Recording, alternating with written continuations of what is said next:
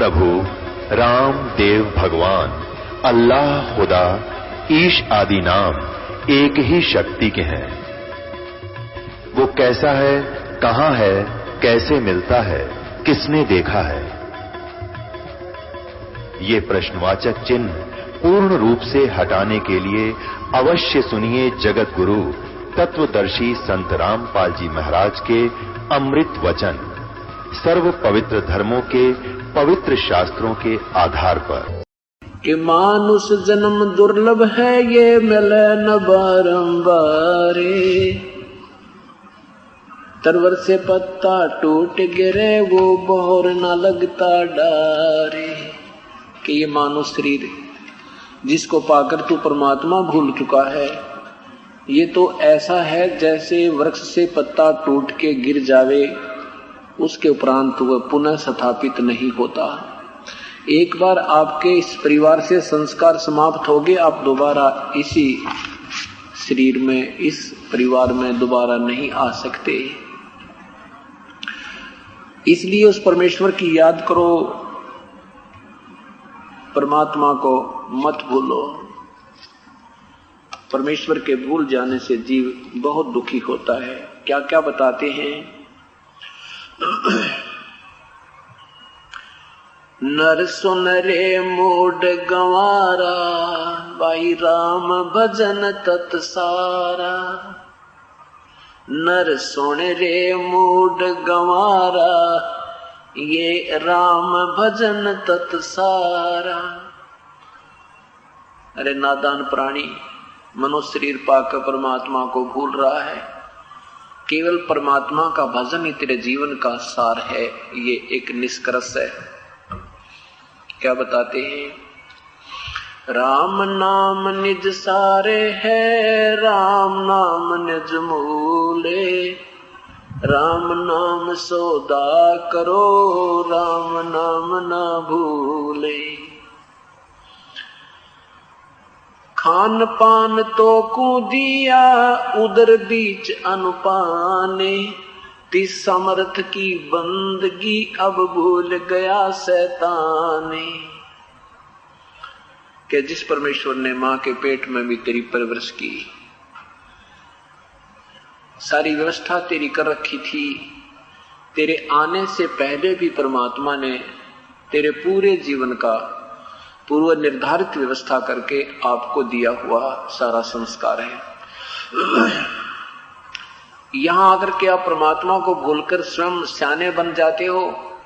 अपने प्रयत्न से तुम सेठ बनना चाहते हो और उससे ना बनने के कारण फिर लूट खसोट करते हो, मिलावट करते हो, किसी की आत्मा दुखाते हो, चोरी करते हो। ये मां पाप के भागी बन जाते हो और संस्कार से ज्यादा आप प्राप्त नहीं कर सकते।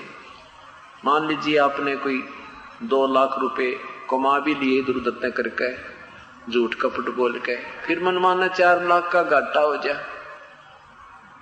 वो 2 लाख भी गए और 2 लाख और गए, और वो पाप जो कमाए थे, जो पाप इकट्ठे हुए थे, उन माया के इकट्ठे करने में झूठ कपट बोल के, वो आपको ज्यों के त्यों बैलेंस रह गए, वो तो आपने भोगने पड़ेंगे और पैसा रहा नहीं। इसलिए क्या बताते हैं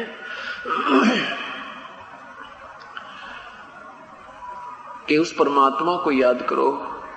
मां के पेट में भी तेरी परवरिश की, आपका पालन पोषण किया।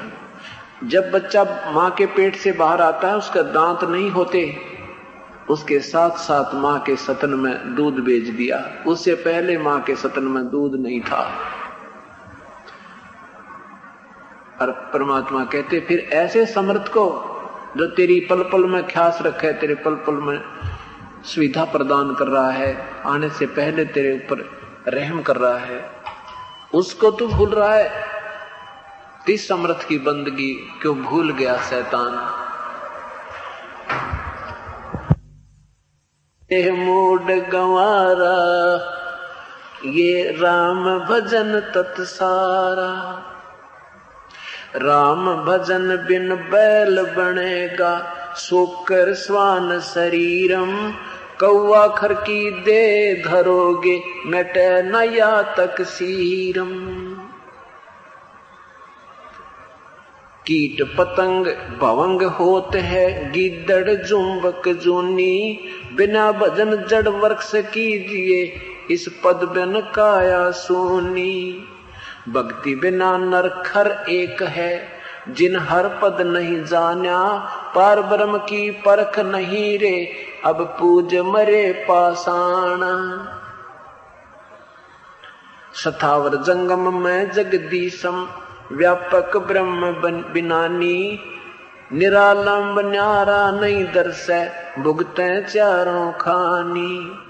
तोल न मोल उजन नहीं आवे, अस्थिर आनंद रूपम, घटमट में तत्स्यति न्यारा वसो हम सत्य स्वरूपम। बादल छा ओस का पानी, ये तेरा उन्माना, आठ पटन कृत्रिम सब झूठा, ये सृंचक सुख डपटाना। निराकार निर्भय निर्वाणी, सुरत निर्त निर्तावे, आत्म राम अतीत पुरुष को, गरीब दास न्यो पावे। परमात्मा के विषय में आदरणीय गरीबदास साहिब जी बता रहे हैं कि यदि परमात्मा की भक्ति नहीं करोगे तो राम भजन बिन बैल बनोगे। शुक्र समान शरीरम, शुक्र कहते हैं सुअर को, सवान कहते हैं कुत्ते को। ये योनियां तुझे भोगनी पड़ेंगी। और फिर क्या बनोगे? कौवा खर की दे धरोगे, मिटे ना ये तकसीरम। कौवा फिर खर गधा बनोगे, ये दुख तुम्हारे समाप्त नहीं होंगे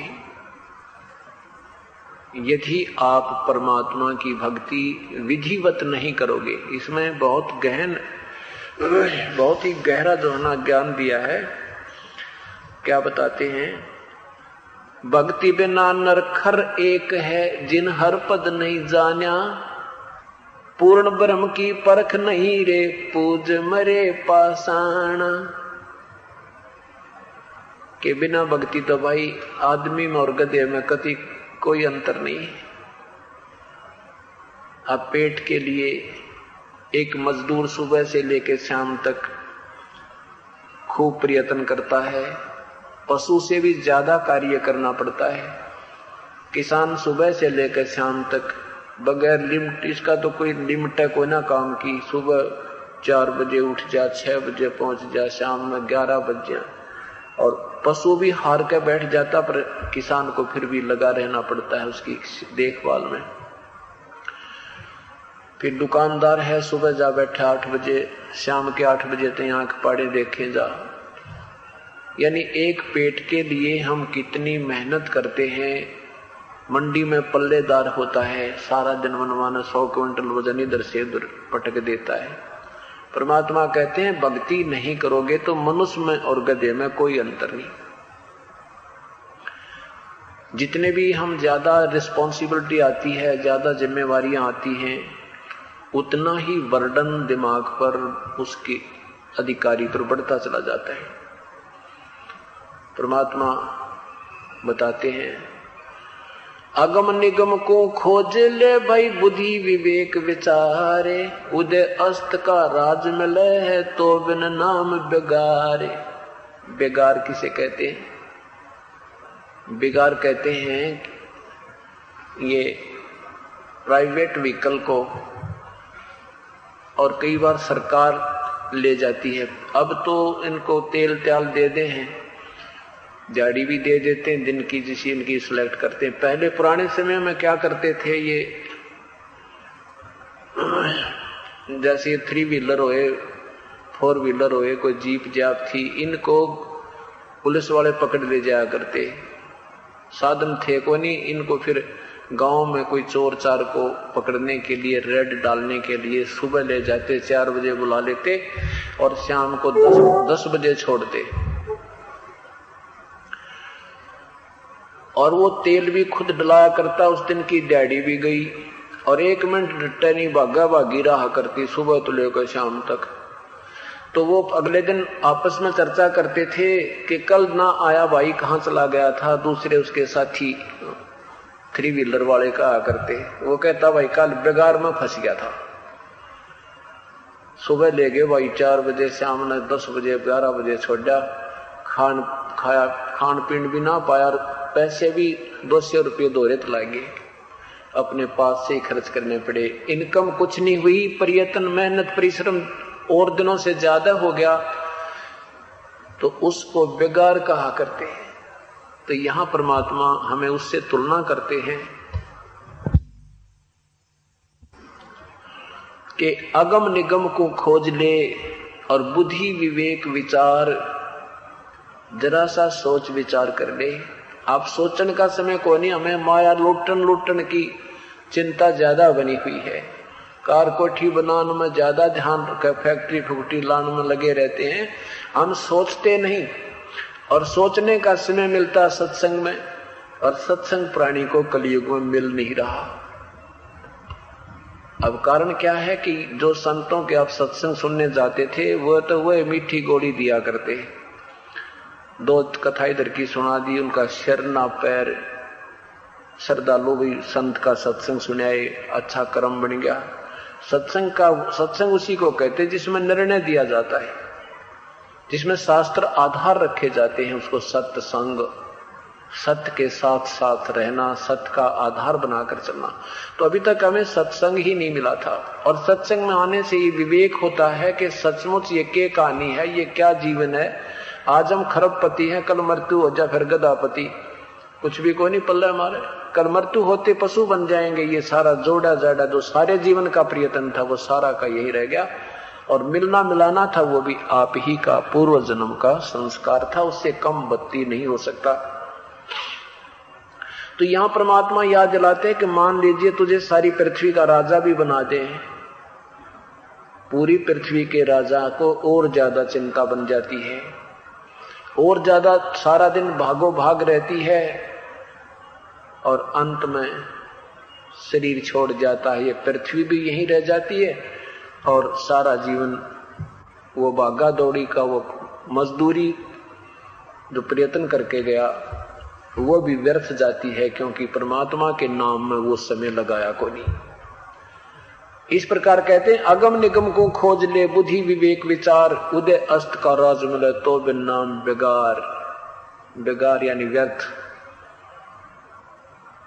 परिश्रम कर लिया, आउटपुट कुछ नहीं बनी। तो इसलिए परमात्मा याद दिलाते हैं कि भक्ति बिना नरखर एक है, जिन हर पद नहीं जाना। हर पद माने पूर्ण परमात्मा की विधिवत साधना। पद के संत भाषा में 2 अर्थ होते हैं। एक तो पद होता है जैसे परमात्मा की सतिथि समझना, हर पद नहीं जाना। जैसे 3 लोक के राम हैं, ब्रह्मा विष्णु महेश, इनका यही पद है, ये इसी पद इसी कैटेगरी के राम हैं। जैसे आपने अभी राम नाम सुना है कि नर सुन रे मूड गंवारा, राम भजन तत्सारा। अब जैसे हम राम नाम लेते हैं तो राम नाम सुनते ही हमारी बुद्धि की सुई श्री रामचंद्र जी पर पहुंच जाती है, जो श्री राजा दशरथ के पुत्र थे। क्योंकि हमें दंत कथाओं के आधार पर इन्हीं को सुप्रीम पावर बताया गया, यही पूर्ण परमात्मा बताए गए। तो परमात्मा कहते हैं पहले तो तुम राम की इन कैटेगरीज को समझो, राम पद को समझो। जिन हर पद नहीं जाना, जिन्होंने परमात्मा की सतिथि का ज्ञान नहीं हुआ, वो भक्ति करते हैं तो भी विफल रह जाते हैं। 3 लोक के राम हैं, ब्रह्मा विष्णु महेश, एक एक विभाग के मंत्री हैं। एक ब्रह्मांड में इन तीनों भगवानों की एक एक विभाग की ही महिमा है, इनके ऊपर इनकी हुकूमत है, प्रभुता है। ऐसे ऐसे 21 ब्रह्मांड में इनके पूज्य पिताजी ब्रह्म, जिसे ज्योति निरंजन कहते हैं, 21 ब्रह्मांड के राम हैं ज्योति निरंजन ब्रह्म, वो भी राम हैं, उनकी ये पद है, उनकी इतनी महिमा है। 7 संग ब्रह्मांड के राम हैं परब्रह्म, जिसे अक्षर पुरुष भी कहते हैं, अक्षर ब्रह्म भी कहते हैं, वो इतना राम है। और सबसे ऊपर ओवरऑल कंट्रोलर वो पूर्ण ब्रह्म है जो असंख्य ब्रह्मांड का मालिक है। असंख्य ओवरऑल कंट्रोलर ब्रह्मा विष्णु महेश के एक ब्रह्मांड में तीनों विभागों पर भी वो मालिक है, वो राम है। ब्रह्म के 21 ब्रह्मांडों पर भी राम है, पर ब्रह्म के 7 संग ब्रह्मांडों पर भी वो मालिक है। और पूर्ण ब्रह्म वो खुद है ही, वो सारे ब्रह्मांडों का मालिक है। ये पद है, ये उनका पोस्ट है, उनकी सतिथि है भगवानों की। कौन कितनी पावर का है। कहते हैं जिन हर पद नहीं जाना, जिन्होंने परमात्मा की सतिथि का ज्ञान नहीं हुआ, तो वो भक्ति करके भी असफल रह जाते हैं।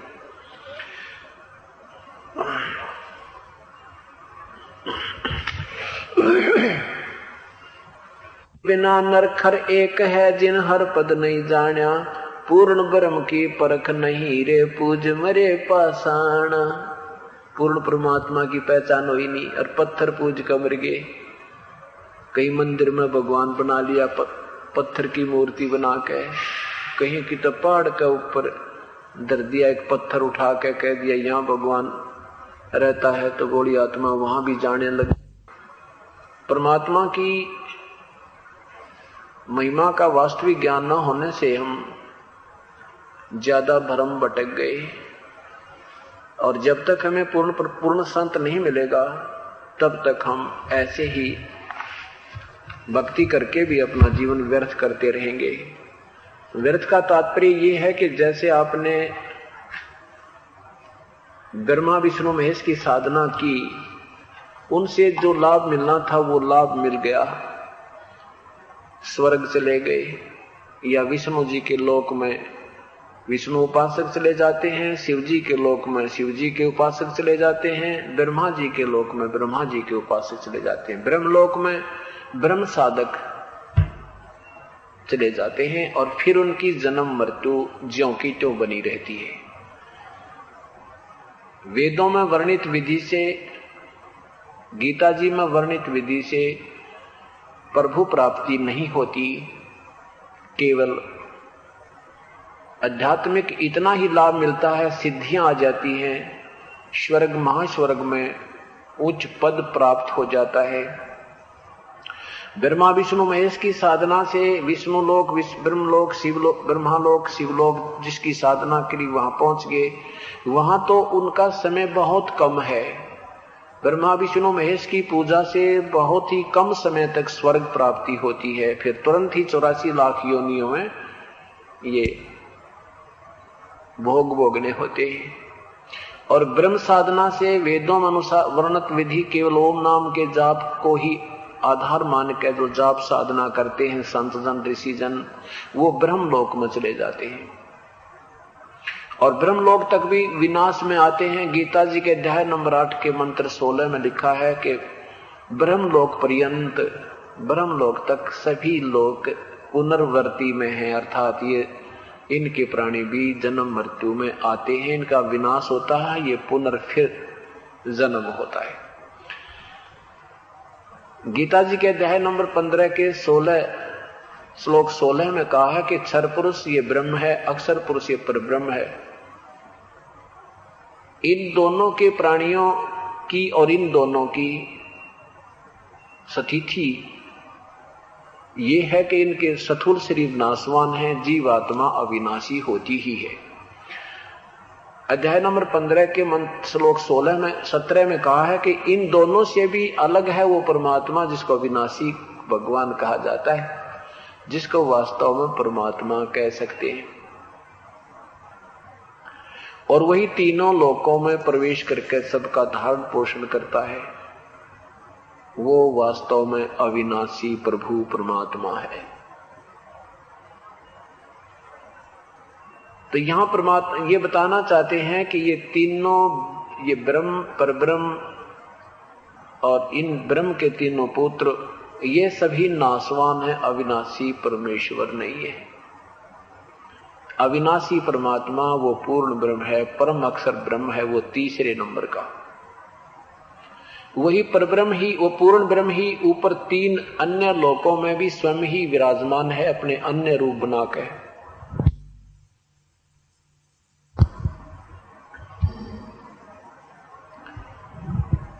सतलोक में पूर्ण ब्रह्म सतपुरुष रूप में है, और फिर अलख लोक में अलख पुरुष रूप में है, अगम लोक में अगम पुरुष रूप में है, अनामी लोक में वही परमात्मा अनामी पुरुष रूप में मनुष्य सदृश शरीर में विराजमान है।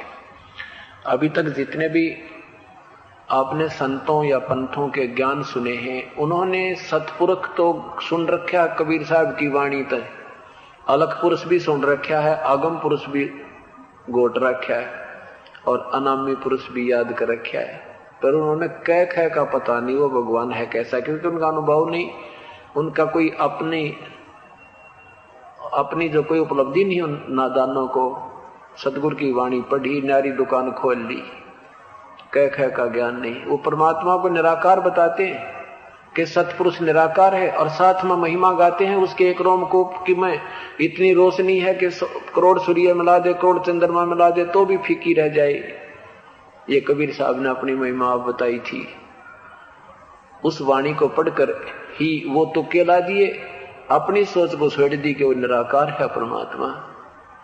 और फिर लिखते हैं कि सुना है परमात्मा ने इंसान बनाए, इंसान को अपना ही रूप बनाया। ये राधा स्वामी पंथ वालों की किताबों में ये तीनों प्रकार की व्याख्या विद्यमान है, और फिर भी भगवान को निराकार बताएं।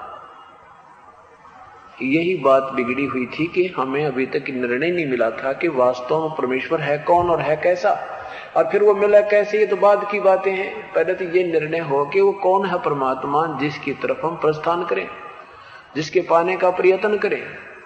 अभी तक तो यही ना निर्णय हो रहा था। अब कोई कहे परमात्मा निराकार है, फिर उसको प्राप्ति क्या, प्रयत्न की क्या आवश्यकता है? ये सारा उलझ ज्ञान हो रहा था। अब ये बिल्कुल स्पष्ट हो गया है, अब बिल्कुल स्पष्ट हो गया है। चलना बाकी है।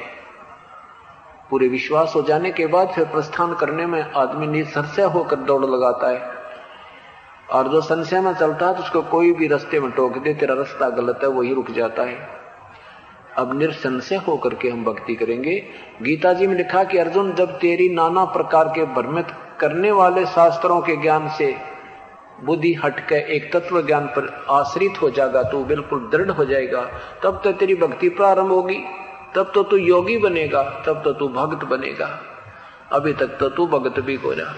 तो उसके लिए उस संत को ढूंढ जो तत्व ज्ञान से परिचित हो, फिर जैसे वो बताओ भाई ऐसे भक्ति करना। कि अब कौन से परमात्मा की भक्ति करें, हमने यही निर्णय करके चलना है, तब हम परमात्मा को चाहें भीगे और पाएं भीगे। वो पूर्ण परमात्मा सतपुरुष है, उसका वास्तविक नाम कबीर देव है। कबीर देव, कबीर साहिब, कबीर परमेश्वर, ये उसी परमात्मा के भाषा भिन्न नाम है। वो परमेश्वर चारों युगों में आते हैं। सतयुग में सत्सुकृत नाम रहता है प्रभु का, और त्रेता में नाम मुनिंद्र होता है।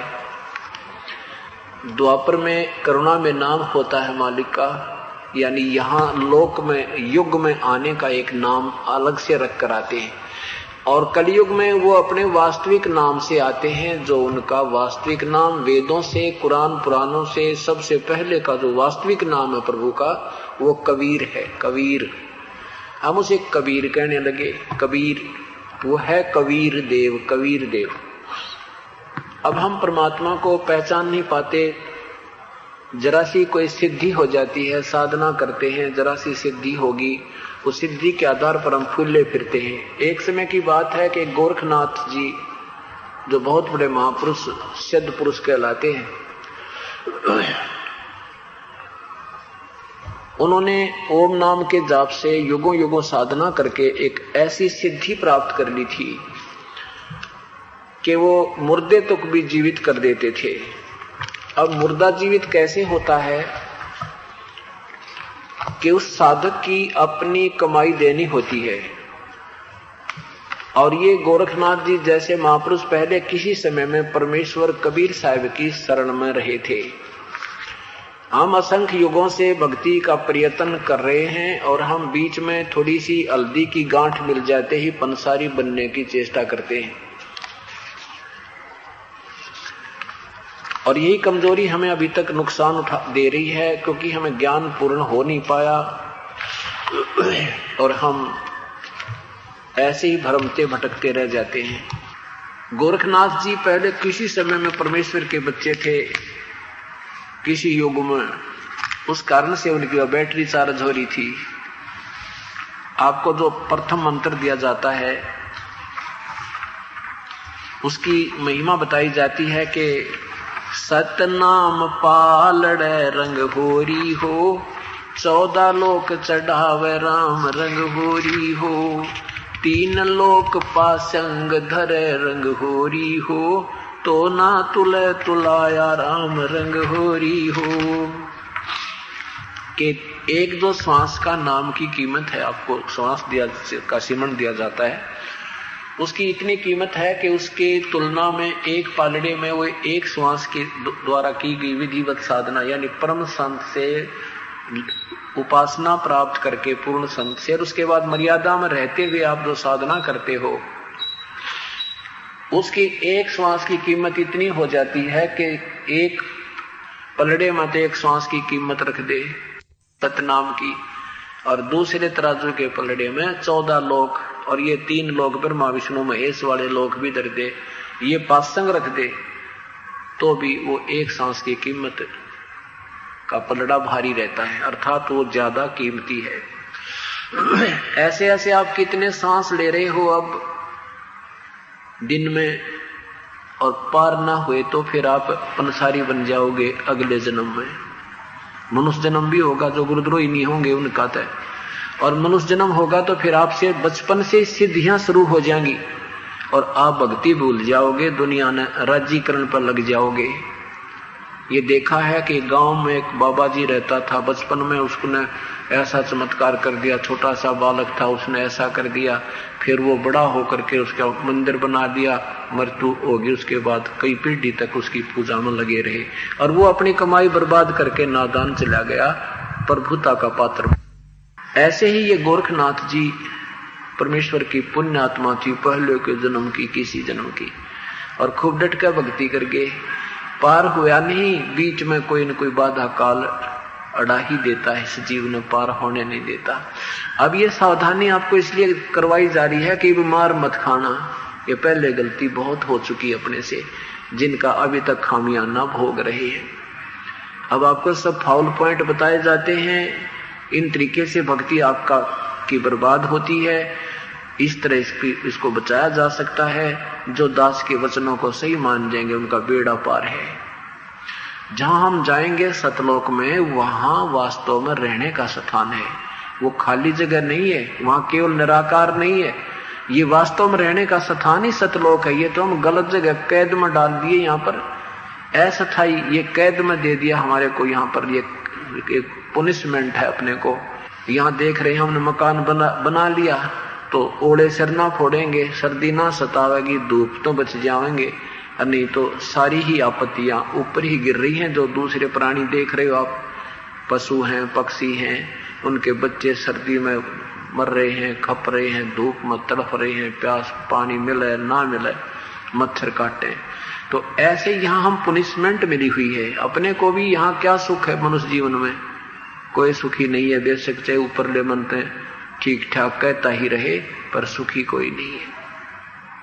हम सतलोक में रहेंगे, वहां उस परमात्मा के क्षेत्र में, इसीलिए ये 4 स्थान बनाए हैं। यदि आपने सतलोक में सह शरीर है, पूरा परिवार होगा आपका, आपके शब्द से उत्पत्ति होगी, और वहां इतना आनंद होगा, सारे ही ठाठ हैं, खान पीन के, भगवान के वहां पर जो फल फ्रूट तेजपुंज के बने हुए, तेजपुंज के वृक्ष हैं, तेजपुंज का पानी जल है, अमृत है, और तेजपुंज के वहां पर खीर यानी दूध के बहुत बड़े बड़े सरोवर बने हैं। यहाँ काल ने नकल की हुई है। यहाँ भी एक क्षीर समुद्र है, एक दूध का समुद्र है काल के लोक में भी, उसकी डुप्लीकेट को बनाया हुआ है, और इसके और वहां के तत्वों में बहुत अंतर है।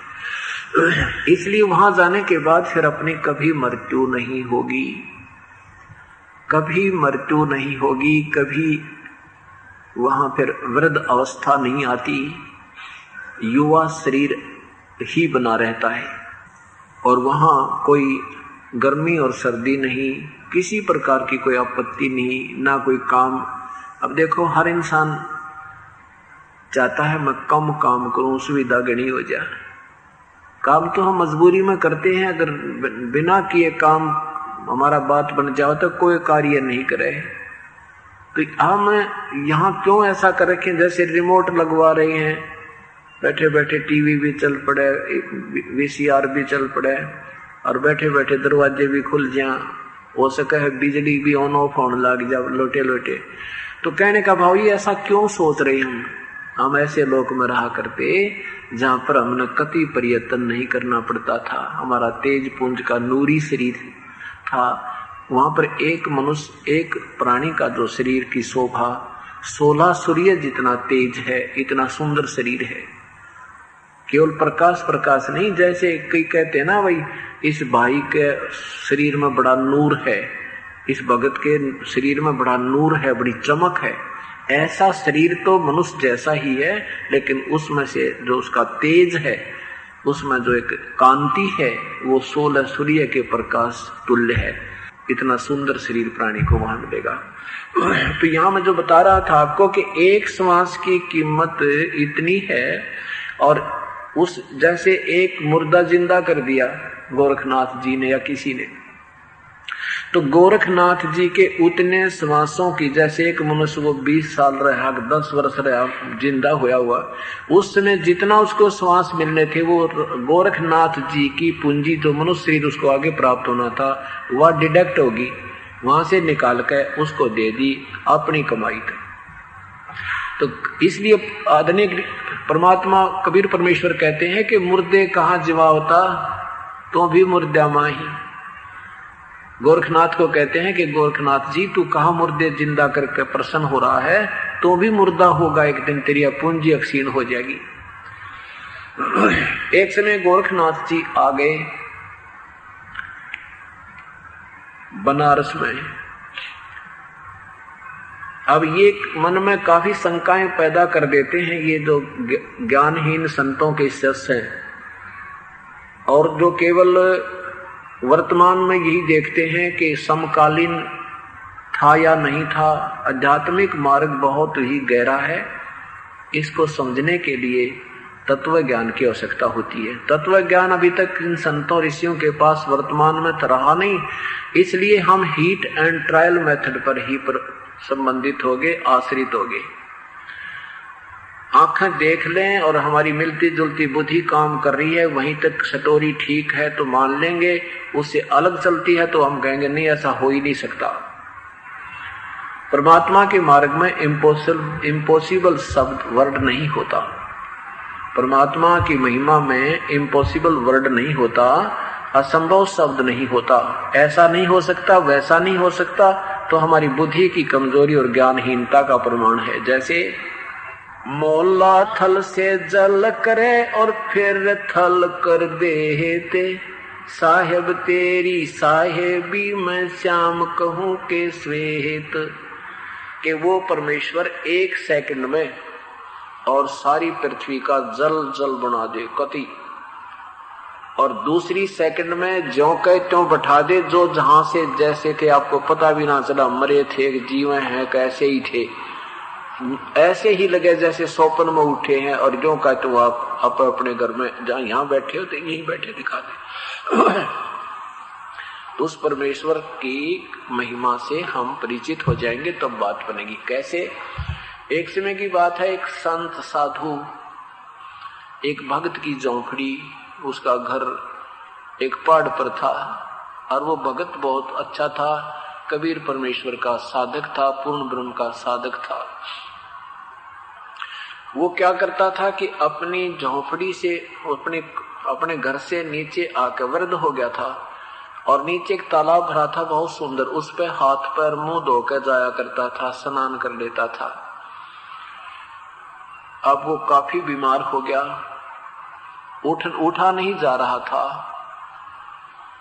अब उसने सोचा कि हे भगवान, आज तो मैं हाथ नहीं धो सकता, मुख भी नहीं धो सकता और स्नान भी नहीं कर सकता। इतनी तड़फ बढ़ गई कि अब क्या होगा, मैं कैसे जाऊंगा? बुखार मुझे बन गया है, शरीर बिल्कुल कमजोर हो गया है, नीचे तक मैं जा नहीं सकता, क्या होगा मेरे साथ? ऐसी पुकार करके और जरा सा आत्मा से पुकार की थी, हे प्रभु अब क्या होगा मेरा? कहते इतने में इतनी जोर की बारिश हुई कि वर्षा होकर के वो तालाब, वो छोटा सा तालाब था, वो भर के और सारा कहते पूरी पृथ्वी पानी से, पूरी पृथ्वी में पानी कई सैकड़ों फुट इकट्ठा हो गया और उस भगत की उस कुटिया के बिल्कुल पास पहुंचा दिया भगवान ने। और जब उसने मुंह धोया, पानी पिया और फिर धीरे धीरे वापस कर दिया, कहते 2 मिनट के बाद फिर न्यों की सृष्टि, पूरी सृष्टि खत्म कर दी, पूरी पृथ्वी के इंसान खत्म कर दिए और दूसरी मिनट के बाद जो के तो जैसे थे रख दिए, किसी को ये भी नहीं पता तुम मर गए एक जीवो। तो ये जो कथाएं हैं ये परमात्मा के उच्च लेवल की बातें, हमारी बुद्धि से बाहर की बातें। प्रभु जो चाहे सो कर सकता है, एक सेकंड में सारे ब्रह्मांडों को छू मंत्र कर दे और दूसरी सेकंड में ज्यों के नो दर दे, इसको समर्थ परमात्मा कहते हैं। तो परमात्मा की महिमा को सुनते समय मन में अविश्वास और मन गढ़ंत कहानियों की तरफ ध्यान नहीं जाना चाहिए। मन में उमंग उठे, हाँ भगवान क्या नहीं कर सकता, परमात्मा क्या नहीं कर सकता, प्रभु जो चाहे सो कर सकता है। तो इस प्रकार हमारे अंदर फिर श्रद्धा उत्पन्न होगी। अब इन संतों ने ऐसी दंत कथा और उठपटांग ज्ञान बना दिया कि ऐसा नहीं हो सकता, ऐसा नहीं हो सकता, अब करके देखा, ये कोई बात है? अब कोई कई सूर्य बना के दिखाओ भगवान, हम नहीं मानते। तो परमात्मा ने बना दिया और फिर जरूरत पड़ेगी फिर बना देगा। एक सेकंड में जो चाहे सो कर सकता है, इसीलिए उसको प्रभु कहा जाता है, स्वामी कहा जाता है। और जो परमात्मा पर विश्वास नहीं करते वो भक्ति योग्य प्राणी नहीं है।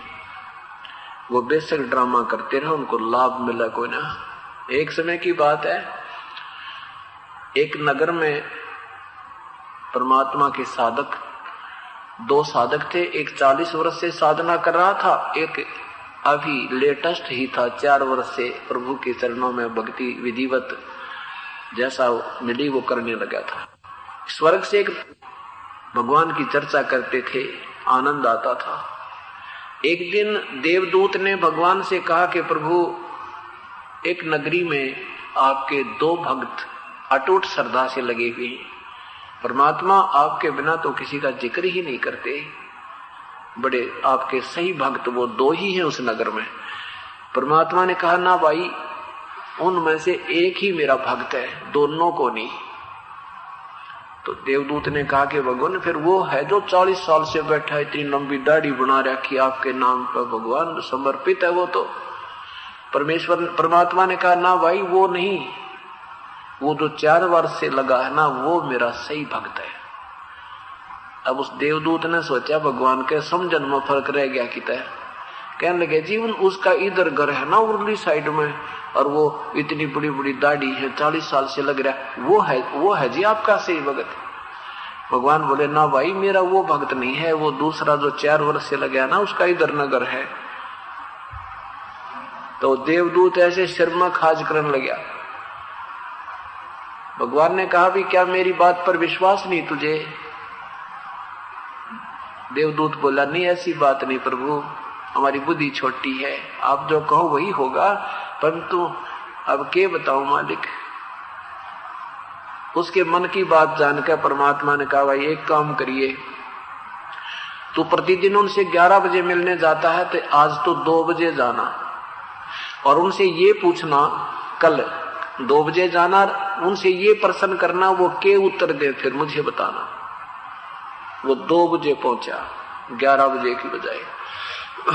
अब 3 घंटे लेट देर होने का कारण वो प्रथम के पास पहुंचा। उसके तो मन में थी ना, वो 40 साल से भक्ति कर रहा है, वो सही भगत है, उसी के पास चलता हूं। सबसे पहले उसी के पास गया और उसने पूछा कि देवदूत आज तो बहुत देरी कर दी, आप आते थे ना, भगवान की चर्चा होती थी, बड़ा अच्छी तरह समय व्यतीत हो जाता था, आज 3 घंटे हो गए आपकी जो ना राह जो रहा था, मैं तो आंखें फट गई आपको देखते देखते, क्या कारण हो गया, इतना देर क्यों कर दी। देवदूत कहने लगा, भाई एक कमाल हो गया, और वो कमाल देख के आया मैं। क्या कमाल हो गया कि भगवान ने कमाल कर दिया। परमात्मा ने आज भाई 1 बजे एक हाथी को सुई के छिद्र से निकालना था, भाई मैं देखने के लिए रुक गया, इसलिए देरी होगी। तो उस 40 वर्ष के साधक ने पूछा, फिर क्या हुआ। देवदूत ने कहा, भाई भगवान ने कमाल कर दिया, सुई के छिद्र में कहना हाथी निकाल दिया। अब वो 40 साल का महात्मा बन रहा था ने बोला, देवदूत ऐसी झूठ बोल जो किसी का जच जा, किसी को यकीन होए है, क्यों गोपोड़ पेल है, सुई के छिद्र में हाथी निकलता है कभी, क्यों भगवान के जो है ना अविश्वास और हो जाएगा लोगों को ऐसी कथा उल्टी सुल्टी सुनावे तो। अब देवदूत उसके मुंह की तरफ देखकर, यू कल तक तो इतनी बढ़िया बात करा करता रहा, आज यू कति फ्यूज हो गया, उठ कर चाल पड़ा। भगवान ठीक है, कहे तो मेरा डांगर है, किसका भगत है यो, काय का संजय, भगवान की लीलाओं में तुझे अविश्वास है, तू भक्त नहीं है, उठ कर चल पड़ा। अब देवदूत ने सोचा वो 4 साल वाला के जवाब देगा, जब 40 साल के ने ऐसा जवाब दिया है, तो उसका विश्वास नहीं हो रहा था कि ऐसे ही वो गरगा लगा। अब जो ही वो दूसरे ने पूछा कि देवदूत आज तो बहुत देर कर दी, क्या कारण हो गया, स्वस्थ हो तुम। देवदूत ने कहा, भाई स्वस्थ हैं, और ये कारण हो गया, आज 1 बजे भगवान ने सुई के छिद्र में हाथी निकालना था, और वो दृश्य देखने खातिर में रुक गया। और भाई जब उन्होंने वो हाथी निकाल दिया, भाई सुई के छिद्र में का भाई कमाल कर दिया, भाई अचरज कर दिया भगवान ने, सुई के छिद्र में का हाथी निकाल दिया। तो 4 साल वाला भक्त कहता है कि देवदूत ये भी कोई अचरज की बात है भगवान के लिए, भगवान काट दे सारी पृथ्वी ने छिद्र के अंदर थे, कमाल कर दिया आपने, उसके लिए क्या अचरज है, हमारे जैसे बुद्धिहीनों के लिए अचरज हो सकता है, परमात्मा जो चाहे सो कर सकता है। अब देवदूत ने 4 साल के भगत को सीने से लगाया, 4 साल आयु नहीं थी, यानी 4 वर्ष से साधना करने लगा था, सीने से लगाया ने बोला, धन है तेरे माँ बाप ने जिससे जन्म लिया, वो तो जमा बैल बैठा है, उसने तो 40 साल खो दिए डकम्बे ने। जो भगवान पर अविश्वास करते हैं, परमात्मा की महिमा में जिसको विश्वास नहीं होता, वो भक्त नहीं, वो तो ड्रामा करे। अब क्या कारण है कि हमने परमात्मा के मार्ग में ब्लाइंड फेथ करना होता है, अंधविश्वास, और उस अंधविश्वास का नाजायज फायदा ये उठाएंगे कौन, ये नकली संत। अब भक्तजन तो उसी अंधविश्वास से इनके पास पहुंच गए, पूर्ण संत जान मान के, और ये थे दीपक, जैसे पतंग जाते हैं दीपक के ऊपर, एक शीतल वस्तु मान के, एक प्यारी वस्तु समझ कर वो पड़ते जला दे, फूक देते। इन संतों के भक्तों के फूकने का तरीका बहुत मीठा है, स्लो पॉइजनिंग जैसा है। अब ये ऊपर तो मीठे बोलते दिखे, पर जीवन बर्बाद कर जाते हैं, न इनके पास भक्ति है, वास्तविक ज्ञान नहीं, और मनुष्य से अनमोल मनुष्य जीवन को इन्होंने खो दिया। ए भगवान, तो ये हम जाते तो थे इनके पास, संत समझ गए ये थे असंत, ये तत्व ज्ञान से अपरिचित थे, शास्त्र विरुद्ध साधक थे। पवित्र गीता जी के अध्याय नंबर 16 के मंत्र 23-24 में लिखा है कि जो शास्त्र विधि को त्याग का मनमाना आचरण अर्थात मनमानी पूजा करते हैं, शास्त्र के विरुद्ध साधना करते हैं, उनको ना कोई गति होती, ना कोई सुख मिलता, ना ही उनका कोई कार्य सिद्ध होता, अर्थात सब व्यर्थ है। इसलिए अर्जुन, साधना करने के लिए, के निर्णय करने के लिए तुझे कर्तव्य और अकर्तव्य की जो काम करने चाहिए, साधना भक्ति की जो क्रियाएं करनी चाहिए और न करनी चाहिए, उनके लिए शास्त्री गवाह है तेरे लिए। और किसी की दंत कथा पर विश्वास मत करना। जो दास बताना चाह रहा था आपको कि गोरखनाथ जी बनारस में श्री रामानंद, स्वामी रामानंद जी जो कबीर साहब के मुंह बोले गुरुदेव थे, औपचारिक गुरुदेव थे, उनसे चर्चा करने के लिए आ गए, क्योंकि श्री रामानंद जी ने वहां पर 1400 ऋषि प्रचारक बना रखे थे। वैष्णव परंपरा का उत्थान हो रहा था, नाथ परंपरा पतन की तरफ चल रही थी। तो ये बेशक शरीर छोड़कर चले जाते हैं, सिद्धि प्राप्त करके स्वर्ग में स्थान भी प्राप्त कर लेते हैं, लेकिन इनकी आस्था यहाँ जैसे पितरों की अपने वंशजों में, अपने वंशजों में, और ऐसे भूतों की अपने परिवार में, ऐसे ही इन संतों की भी फिर अपने ग्रुप में ज्यों की त्यों आस्था बनी रहती है। और इन्हें अपनी कमाई करके स्वर्ग चले जाते हैं। स्वर्ग से जब चाहे आकर के ये मनुष्य शरीर धारण जो का त्यों करके यहाँ प्रकट होकर अपना कार्य कर सकते हैं, कर जाते हैं। तो ऐसे गोरखनाथ जी वैसे तो बहुत पहले हुए थे, लेकिन ये एक सिद्धि, एक मुक्ति होती है जैसे 4 मुक्तियों में, तो इनमें कोई सी भी एक मुक्ति जिसको प्राप्त है, वो व्यक्ति जब चाहे यहाँ उसी रूप में या दूसरा रूप बनाकर अपने मनुष्य शरीर में यहाँ आ जाते हैं और फिर सह शरीर वापस ले जाते हैं, फिर आ जाते हैं। हम उनको पहचान नहीं पाते, क्योंकि हमने तो उनके चित्र बना रखे काल्पनिक, उनके शकल कुछ और होती है। तो वहां जब यहाँ आते हैं हम पहचान नहीं पाते ये गोरखनाथ है या कोई और बाबा जी है, वो होते हैं वही संत। जैसे हम कथाएं सुना करते कि एक समागम हो रहा था, वहां पर गोपी चंद भर्तरी आगे, गुरुजी ने थोड़ी देर के बाद बताया कि ये तो यहाँ 2 बैठे थे। बताऊं कौन थे? ये गोपी चंद भर्तरी थे। जाकर देखा ना पाए।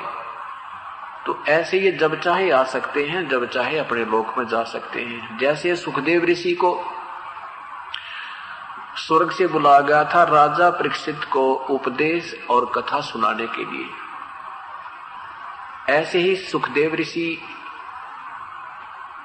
आए थे चरणदास जी को नाम देने के लिए। चरण सिंह ये नहीं जो व्यास वाले नहीं, एक वैष्णव परंपरा के महात्मा दिल्ली में चरणदास हुए हैं, उनको भी सुखदेव ऋषि ने आकर के उपदेश दिया था और वो अपनी वैष्णव परंपरा चलाई थी। उसी वैष्णव परंपरा में आगे चल के नित्यानंद जी गुमानी दास वैष्णव के शिष्य हुए थे। तो ये कथाएं हैं, ये इतिहास है इस अध्यात्म का। इससे परिचित होकर ही हम भक्ति करेंगे। भक्ति करना और ये कह देना राम नाम जप लो भाई, मैं नाम दे दूंगा तुम भज लो, ये तो 2 अक्षर की बात है। लेकिन उस नाम पर डटे रहना, उसके से डगमग ना होने के लिए ये सब ज्ञान सुनाया जाता है। ये एक दौड़ बनाई जाती है, एक बाढ़ बनाई जाती है इस भक्ति रूपी खेती को सुरक्षित रखने के लिए। तो गोरखनाथ जी ने आकर के अपनी नाथ परंपरा को बढ़ावा देने के लिए रामानंद जी को ललकारा, स्वामी रामानंद जी को ललकारा और कहा कि मेरे साथ गोष्ठी कर, क्योंकि परमात्मा के ज्ञान से आम व्यक्ति से अधिक गोरखनाथ बहुत ज्यादा परिचित थे और उनको अपने ज्ञान का अभिमान था, साथ में फिर सिद्धि थी। और वो दोनों अभिमान गोरखनाथ में प्रवेश थे और यही जीव के नुकसान का मूल कारण होता है। भक्ति का सबसे बड़ा दुश्मन अहम है जीव का, किसी प्रकार का भी हो जाइए, किसी प्रकार का, उसी दिन आपकी भक्ति अक्षीण होने लग जाएगी। तो क्या हुआ कि गोरखनाथ जी ने कहा कि मेरे साथ रामानंद चर्चा करे और जो हार गया गोष्ठी में शास्त्रार्थ में वो जीतने वाले का शिष्य होगा तथा सारे उसके शिष्य भी उसी परंपरा में लीन कर दिए जाएंगे। उनको डिजोल्व कर दिया जाएगा। अब रामानंद जी को पता था कि ज्ञान तो चलो हम भी कहेंगे गोरखनाथ, ज्ञान में तो हम नहीं जाने देंगे गोरखनाथ को, परंतु उसके पास सिद्धि है और लोग ड्रम में देखकर खुश होते हैं। और शास्त्रार्थ का फैसला कैसे होता था? श्रोतागण सुनते थे, दो जने बैठ जाते थे, दो भक्त, दो संत, दो ऋषि आपस में चर्चा करते थे और फैसला था उन श्रोताओं के हाथ में। जो ताड़ी जिसकी घड़ी बजाए दे वो विजयी हो जाता। और भले ही उनको कुछ पता नहीं ये बोल क्या रहे हैं या कह क्या रहे हैं, कोई ज्यादा संस्कृत बोल देता, वो प्रशंसा का पात्र हो जाता, विजयी हो जाता। ये शास्त्रार्थ ने ईब तक घर गाल रखे थे। आपने सत्यार प्रकाश के विषय में विस्तृत व्याख्या रह कर्म सुनाते रहे हैं। उसमें महर्षि दयानंद जी से प्रश्न करता है, एक प्रश्न करता है कि परमात्मा साकार है कि निराकार। 7वें सुमोल्लास में 154 पृष्ठ पर कहता है परमात्मा निराकार है, 155 पर सिद्ध करा है परमात्मा साकार है।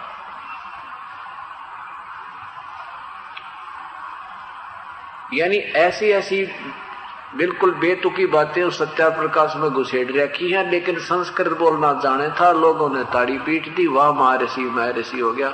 और सारी ओठ पटांग बातें, सारी निराधार बातें वेद के विरुद्ध लिख रखी। तो ऐसे इनका तुक्का न्यों लगा रहा इन संतों और ऋषियों का। और परमात्मा आए थे, कबीर परमेश्वर आए थे, वही तत्व ज्ञान जो आज दास बता रहा है, उन्हीं की दी हुई ये कथाएं सुना रहा हूं, उनके द्वारा जो मालिक ने मेहर बख्शी थी अपने समय में। लेकिन उस समय के ऋषियों ने और महर्षियों ने, इन ब्राह्मण लोगों ने, ब्राह्मण मीन जो भक्ति कराते हैं गुरु लोग, ब्राह्मण वैसे तो भक्त को कहते हैं, साधक को कहते हैं।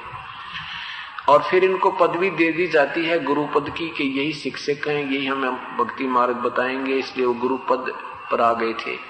उनको ज्ञान था नहीं शास्त्रों के विषय में, और परमात्मा को कहा ये तो मूर्ख है, ये क्या जाने वेदों के बारे में, ये क्या जाने संस्कृत गीता जी के बारे में, क्या जाने ये पुराणों के विषय में, ये झूठ बोलता है, ये कहीं नहीं लिखा ब्रह्मा विष्णु महेश नासवान है, ये तो अजरो अमर है, सर्वेश्वर है, महेश्वर है। ठीक है, हमारे पूर्वज बोले बाले थे, उनको ज्ञान था नहीं, उन्हें सोचा भी ये ऋषि जी तो वेद संस्कृत जानता है और शास्त्र भी संस्कृत में है, और हमारे गुरु जी कबीर परमेश्वर ये तो अशिक्षित है, ये वेदों के विषय में तो नहीं जानते होंगे। यह बात न्यों बिगड़ी रही।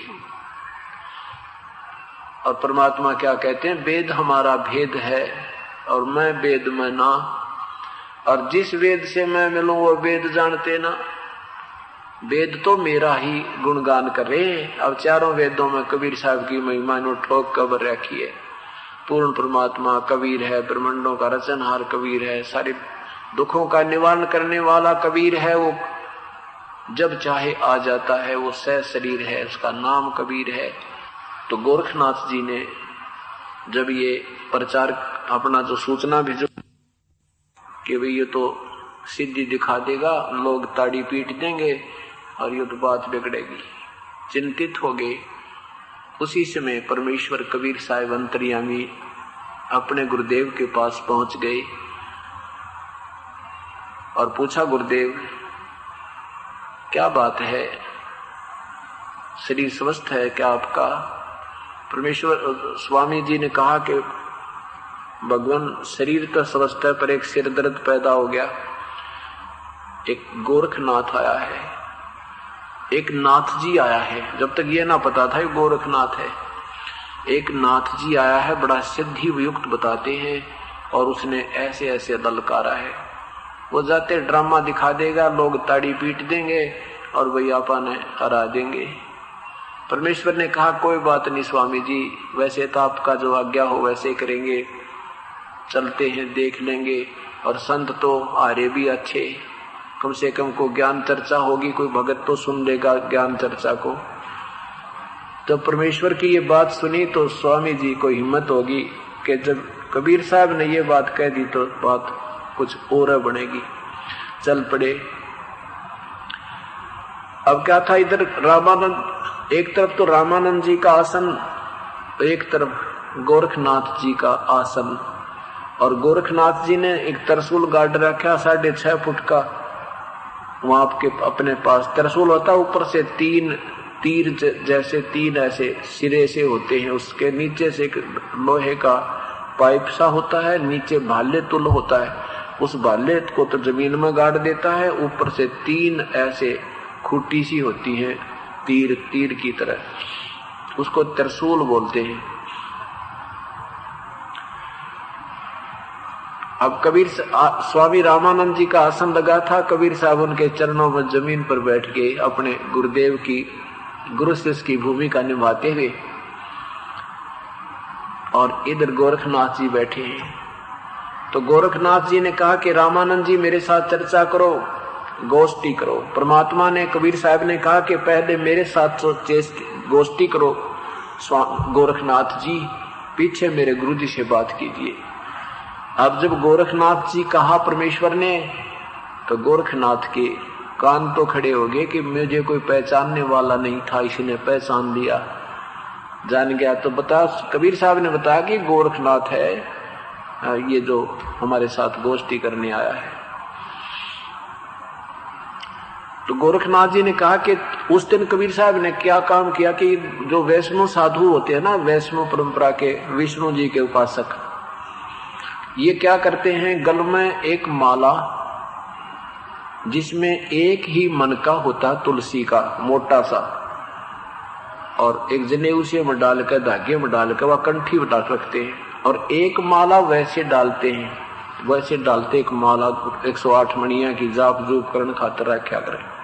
लेकिन वो एक मनिये वाली जो माला है, एक मनके वाली जो कंठी बोला उसने, वो पहचान है कि वैष्णव साधु है। माथे में तिलक और हाथ में एक लुटिया लोटा करमंडल सा साथ रखे, एक जोड़ी और एक सोटी, एक फावड़ी सी रखा। वो सारा साजबाज लेकर कबीर साहब उस दिन सज धज कर गए थे, पूरे वैष्णव साधु बनकर, वैष्णव साधुओं जैसी संतों जैसी वेशभूषा, पूरा साजबाज बनाकर स्वांग रच कर गए थे।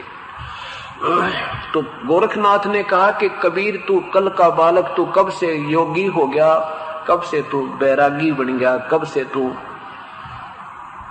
वैष्णव साधु बन गया, और 2 कल का बच्चा, तेरी उम्र क्या है, तो गोष्ठी करेगा गोरखनाथ से।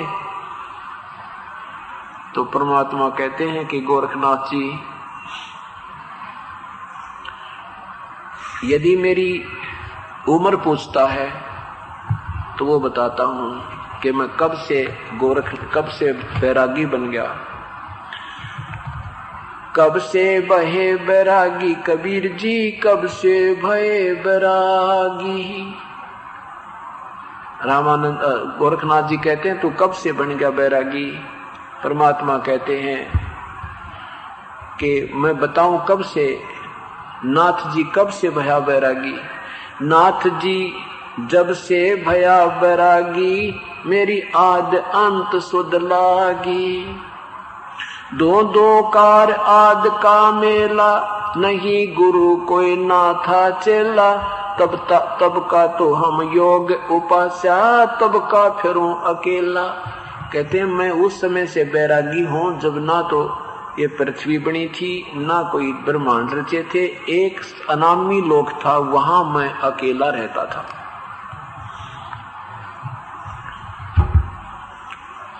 धरती नहीं जद का टोपी, दीना ब्रह्मा नहीं जद का टीका। एक टोपी पहनते थे वैष्णव साधु, एक टोपी, एक माथे में टीका, हाथ में लुटिया, जोड़ी, डंडा, ये सारा साजबाज ले रहे थे।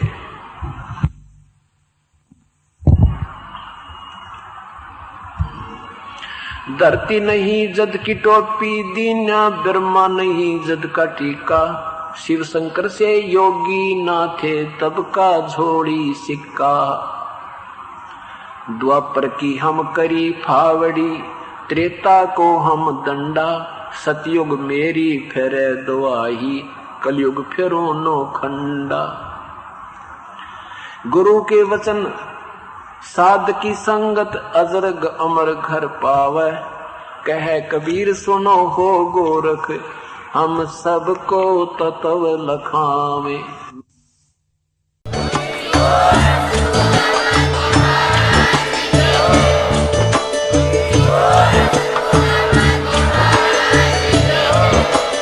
आप सुन रहे थे जगत गुरु तत्वदर्शी संत रामपाल जी महाराज जी के मंगल प्रवचन। अधिक जानकारी के लिए विजिट कीजिए हमारी वेबसाइट www.jagatgururampalji.org। संत रामपाल जी महाराज जी के शुभ आशीर्वाद से पूरे विश्व भर में 500 से भी ज्यादा नाम दीक्षा केंद्र हैं, जिन पर संत रामपाल जी महाराज जी द्वारा ऑनलाइन निशुल्क नाम दीक्षा दी जा रही है। अपने नजदीकी नाम दीक्षा केंद्र का पता करने के लिए संपर्क करें 8222880541।